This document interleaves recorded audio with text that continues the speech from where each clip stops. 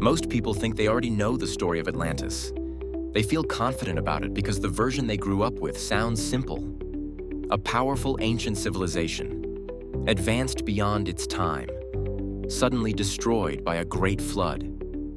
It's a clean story with a beginning, a rise, and a dramatic end. That clarity is exactly why people accept it without looking any deeper. But that version is a distortion. The real meaning of Atlantis is something most people never hear. Atlantis was never meant to be a mystery to solve. It was meant to be a warning. It's a warning that humanity keeps ignoring. That's why the story keeps coming back century after century. It's always reshaped. It's always retold. It's always resurfacing when the world starts to feel unstable again. Atlantis doesn't enter history with ruins or monuments or inscriptions carved into stone. There aren't any ancient scrolls pulled from the ocean floor. There's no archaeological evidence that points to a real island. Atlantis enters the human record through a conversation written by a single philosopher in a pair of dialogues called Timaeus and Critias. Plato wrote them around 360 BCE. That detail matters more than it seems. Plato wasn't writing history. He wasn't documenting a lost world. He wasn't trying to preserve the memory of a real civilization. He was making a point. He used Atlantis as a tool to explore an idea he believed people desperately needed to understand. Plato was a philosopher. Philosophers often tell stories to test ideas. They use myths and metaphors to explore truth. They describe imaginary things to expose real flaws. Atlantis was one of those stories. It wasn't an archaeological puzzle. It wasn't a legend passed down from sailors. It wasn't a real place waiting to be found. It was a thought experiment. Plato introduces it almost casually. He acts as if it's an afterthought. He doesn't claim to have discovered it himself. He says it was passed down from ancient Egyptian priests to the Greek statesman Solon and eventually to him. Even this origin is part of the framing. Plato wanted Atlantis to feel distant. He wanted it to feel like a memory already fading, something half remembered and half forgotten. He presents Atlantis as something older than memory but newer than myth.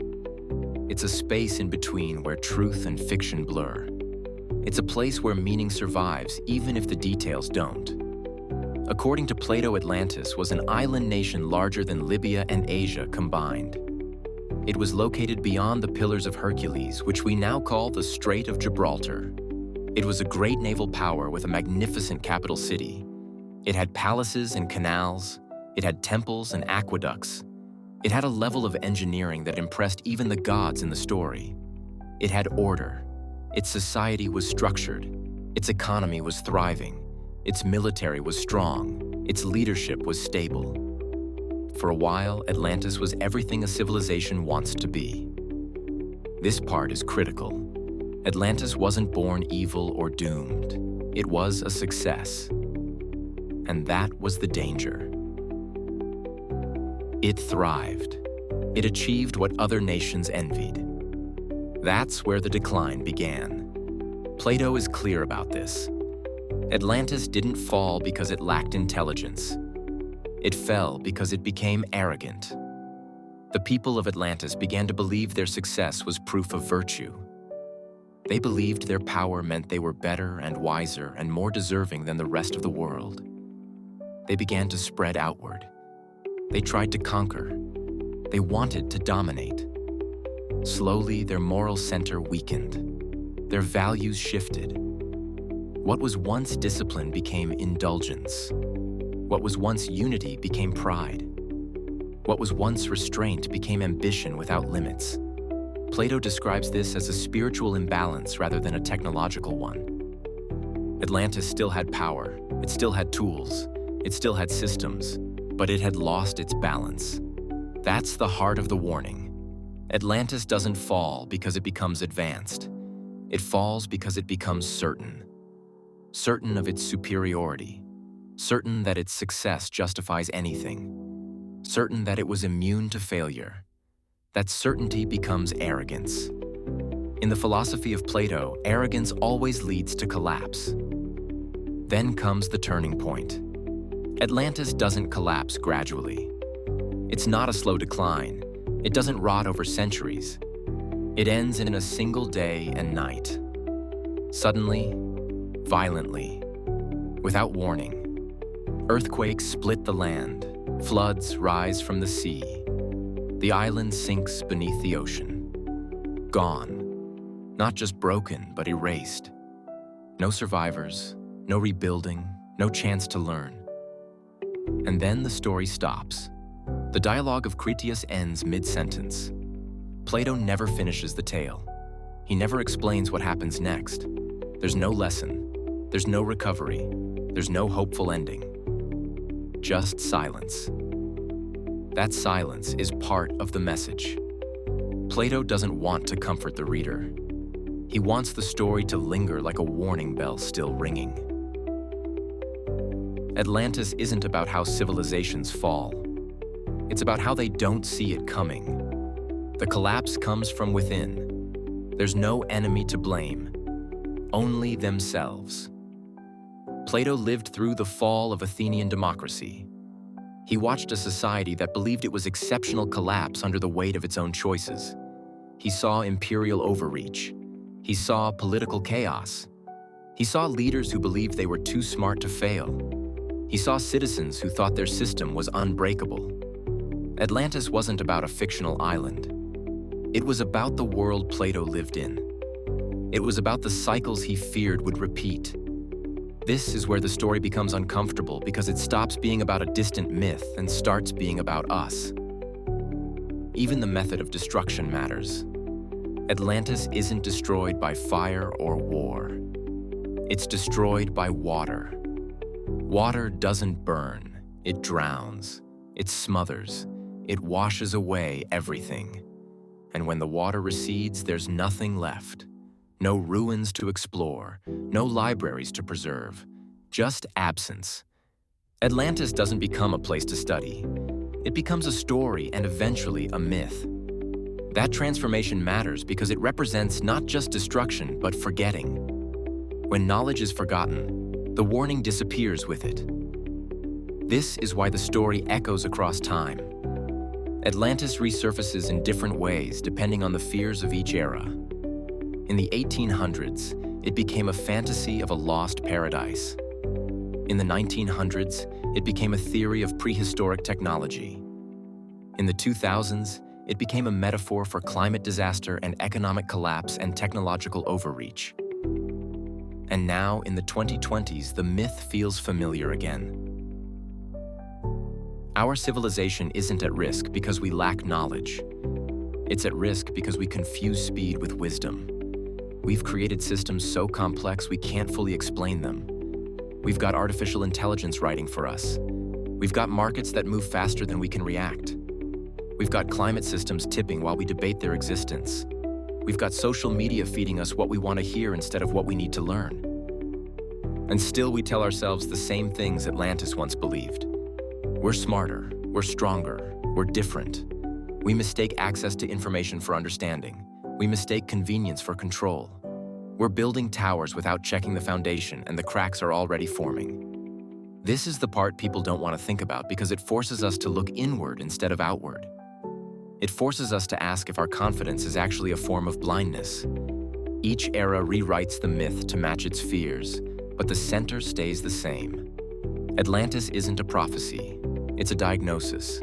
It doesn't tell us when collapse will happen. It shows us how collapse becomes invisible.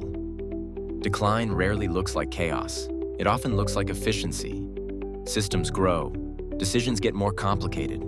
Accountability spreads too thin. Things appear to work until they don't. And by the time the cracks are visible, the damage is already deep. Plato never describes Atlantean technology as magical. There aren't any futuristic machines, no alien devices, no miracle weapons. The problem is not the tools, it's the mindset. Atlantis doesn't collapse because it advances. It collapses because it stops asking why it's advancing. That's the most uncomfortable idea in the entire story. It suggests that success isn't always proof of wisdom. Sometimes it's just momentum. Sometimes it's just the result of habits that haven't been questioned in a long time. Atlantis appears whenever a society becomes too confident, whenever it becomes too proud, whenever it becomes too sure of itself. It appears whenever growth is valued above balance, whenever scale is prioritized over understanding, whenever speed outpaces reflection. The story returns because the pattern repeats. And here's the part that hits hardest. Plato doesn't offer redemption. He doesn't show Atlantis learning a lesson. He ends with silence because some warnings only work when they feel final. Atlantis isn't a story of resilience. It's a story of restraint. And restraint is the one lesson people don't want to hear. Every generation believes it's different. Every generation believes it's the exception. Every generation thinks it knows better. Atlantis exists to challenge that belief. It exists to remind us that confidence can turn into complacency. It reminds us that complacency can turn into collapse. So, when people search the ocean for Atlantis, they're looking in the wrong place. The real Atlantis was never underwater. It was in a mindset. The belief that success means you're safe. The belief that complexity equals wisdom. The belief that tomorrow will look like today. Atlantis doesn't fall because of enemies. It falls because it forgets. And that ending is far more common than we like to admit. Plato understood something deeply unsettling. Civilizations don't always fall because they're attacked. They fall because they stop examining themselves. They fall because they confuse strength with permanence. They fall because they forget to ask the hard questions. And they fall because they believe they're immune to the very patterns that shape the past. This is where the story turns back toward us. This is where the warning becomes personal. We live in a world that moves faster than any civilization before us. We celebrate speed. We celebrate scale. We celebrate growth. But we rarely stop to ask what any of it means. We rarely ask if our systems are stable. We rarely ask if our progress is balanced. We rarely ask if we're building something strong or something fragile. Fragility doesn't always look like weakness. Sometimes it looks like success. Sometimes it looks like convenience. Sometimes it looks like innovation. Atlantis wasn't weak. It was powerful. It was admired. It was envied. And that's exactly why it fell. We move through a world that rewards speed over thought. It rewards reaction over reflection. It rewards confidence over caution. We celebrate breakthroughs without asking what they cost. We build systems that depend on everything working perfectly, even though nothing in history's ever worked perfectly for long.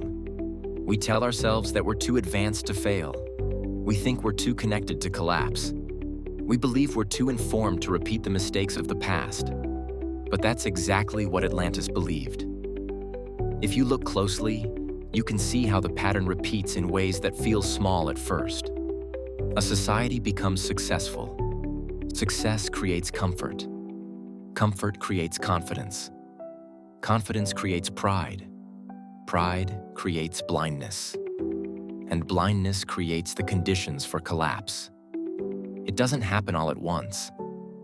It happens in tiny steps that feel harmless. A shortcut here, a compromise there, a decision made for convenience instead of stability, a system built for speed instead of strength. Before anyone realizes it, the foundation's shifted. Collapse doesn't always look dramatic. It doesn't always look like buildings falling or cities burning. Sometimes it looks like warning signs being ignored because they're inconvenient. Sometimes it looks like leaders arguing instead of planning. Sometimes it looks like systems that work well enough to hide how fragile they really are. Sometimes it looks like a society that's too busy to notice the ground moving beneath it. Plato understood that the most dangerous moment for any civilization isn't when it's weak. It's when it's strong. Strength creates the illusion of safety. Safety creates the illusion of permanence. And permanence creates the illusion that nothing can go wrong. But history shows that the moment a society believes it's immune to failure is the moment it becomes most vulnerable. That's the real message inside the Atlantis story. Think about how often we hear people say that modern life is too advanced to fall apart. They point to technology. They point to medicine. They point to communication and global networks. They use this as proof that we're different from every civilization before us. But every civilization believed it was different. Every empire believed it was the exception. Every powerful society believed it had learned enough to avoid the mistakes of the past. And every one of them eventually discovered that progress doesn't erase human nature. This is why the Atlantis story feels so familiar today. We live in a world where information moves faster than understanding. We've got tools that shape our lives in ways we barely notice. We've got systems that depend on constant growth even though nothing can grow forever. We've got technology that gives us answers instantly even when we haven't learned how to ask the right questions. And we've got a culture that rewards confidence even when caution would serve us better. We often assume that collapse comes from outside forces. But Plato shows us that the real danger comes from within. It comes from the choices people make when they believe they can't fail. It comes from the moments when a society stops questioning itself. It comes from the belief that success is the same thing as wisdom. And it comes from the quiet shift that happens when people start valuing power more than balance. Atlantis didn't fall because it was attacked.